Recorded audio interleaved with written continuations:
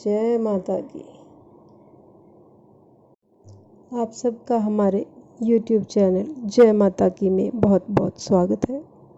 और यदि आप हमारे चैनल पर अभी नए आए हैं तो कृपा करके चैनल को सब्सक्राइब कर लीजिएगा, ताकि आने वाले और साथ में घंटी जैसे दिखने वाले बटन को भी दबा दीजिएगा, ताकि आने वाली नई वीडियोस आपको मिल सके।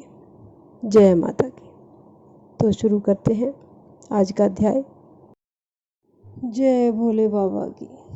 श्रावण मास का दूसरा अध्याय, श्रावण महात्म्य का दूसरा अध्याय।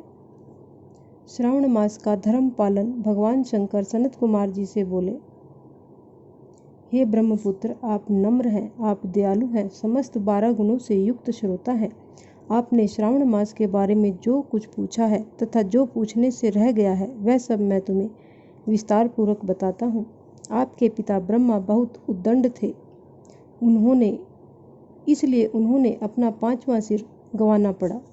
वे मत्सरता को छोड़ मेरी शरण में आए।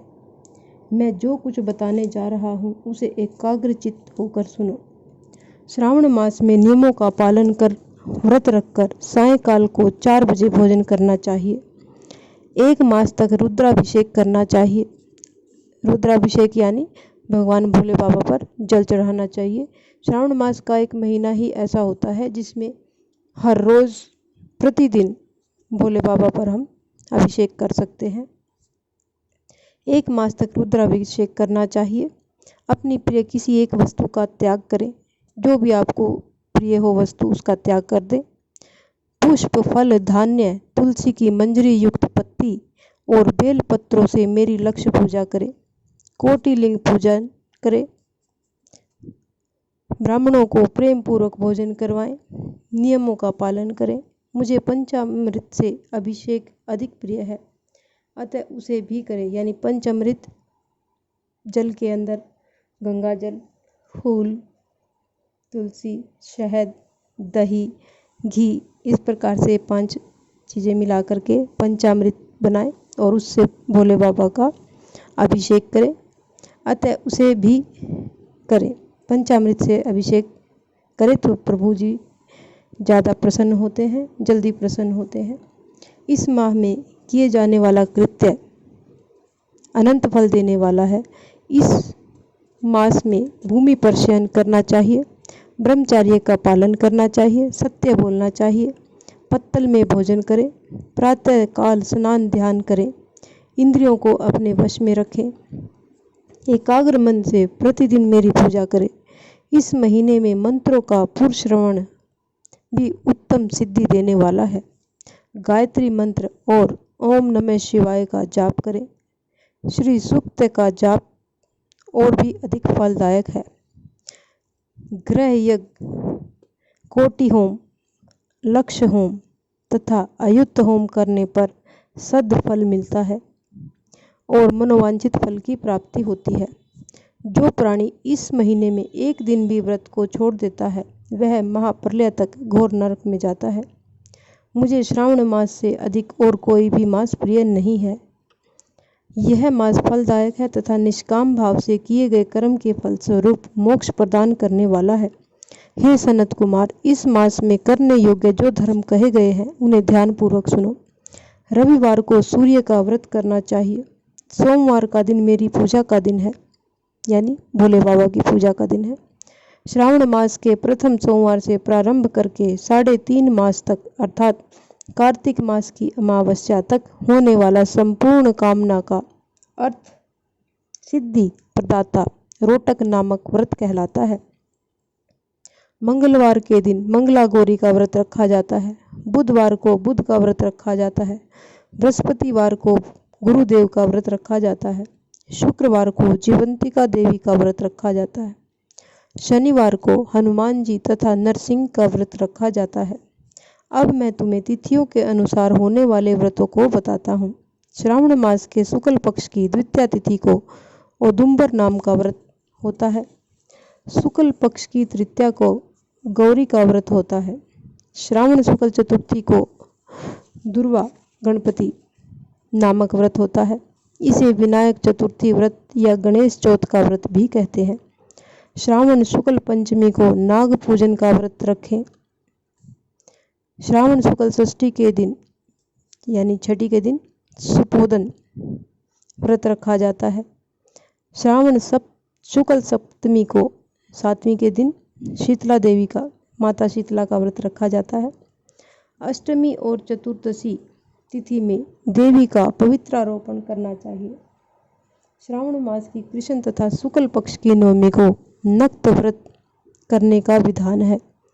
शुक्ल पक्ष दशमी को आशा नामक व्रत किया जाता है। कोई मनुष्य श्रावण मास की दोनों पक्षों शुक्ल और कृष्ण की एकादशी का आशा व्रत रखते हैं। श्रावण शुक्ल पक्ष की द्वादशी को भगवान विष्णु का पवित्रारोपण करना चाहिए।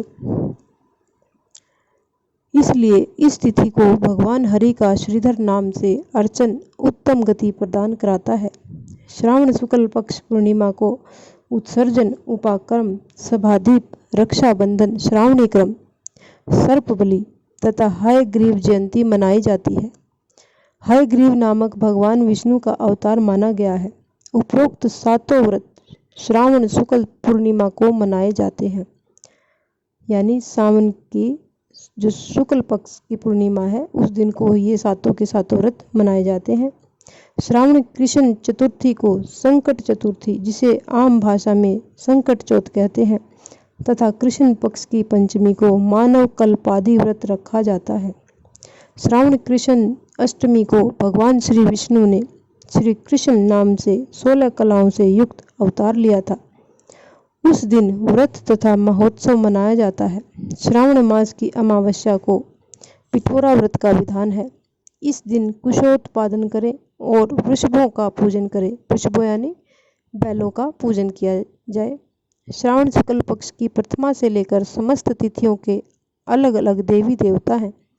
प्रतिपदा प्रथमा के अग्नि, द्वितीया के ब्रह्मा, तृतीया तिथि की गौरी, चतुर्थी तिथि के गणेश जी, पंचमी तिथि के नाग, षष्ठी तिथि के स्कंद, सप्तमी तिथि के सूर्य, अष्टमी तिथि के भगवान शिव, नवमी तिथि की माँ दुर्गा, दसवीं तिथि के यम, एकादशी तिथि के विश्व देव स्वामी हैं, द्वादशी तिथि के श्री हरि, त्रयोदशी तिथि के कामदेव, चतुर्दशी तिथि के शिव और पूर्णिमा के स्वामी चंद्रमया हैं।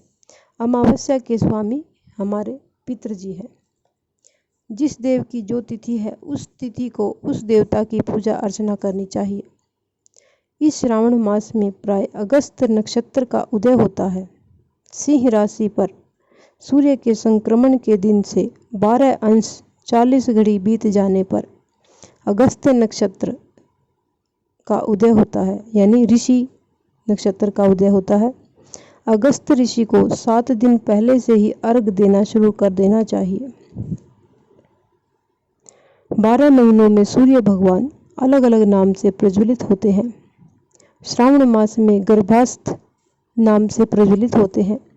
इसलिए श्रावण मास में भक्ति पूर्वक सूर्य देव का पूजन करना चाहिए। श्रावण मास में साग का त्याग करना चाहिए। भाद्रपद मास में दही, आश्विन मास में दूध और कार्तिक मास में दाल का त्याग करना चाहिए। यदि कोई भक्त यह संपूर्ण विधान करने में असमर्थ हो तो उसे सभी मनोवांछित फलों की प्राप्ति होती है। हे मुनि श्रेष्ठ, इस श्रावण मास में मनाए जाने वाले व्रत और धर्मों का सविस्तार रूप से वर्णन करना कई सौ वर्षों से भी पूरा नहीं हो सकता। भक्तजन मेरे या श्री हरि के प्रीत्यर्थ संपूर्ण व्रत करें।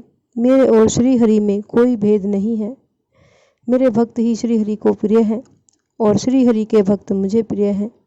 जो प्राणी उसमें भेदभाव की कल्पना करते हैं या करेंगे वे नरकगामी होते हैं।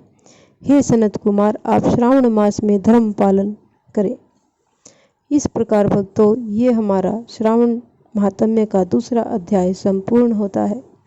जय भोले बाबा की जय, शंकर भगवान की जय। हरिओम नमः शिवाय।